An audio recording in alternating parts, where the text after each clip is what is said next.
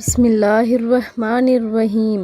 نبی اکرم صلی اللہ علیہ وآلہ وسلم کا اپنی امت کے لیے دعائے شفاعت کا مہر رکھنا۔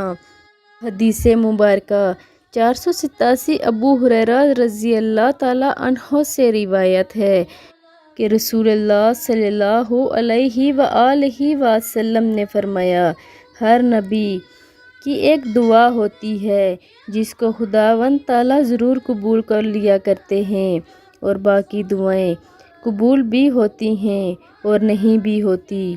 تو میں چاہتا ہوں کہ میری یہ دعا چھپا رکھوں قیامت کے دن تک اپنی امت کی شفاعت کے لیے۔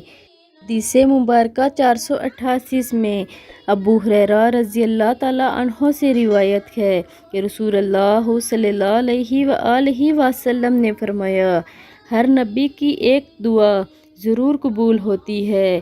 تو میرا ارادہ ہے کہ اگر خدا چاہے تو اپنی دعاؤں کو اٹھا رکھوں اور قیامت کے دن اپنی امت کی شفاعت کے لیے کروں۔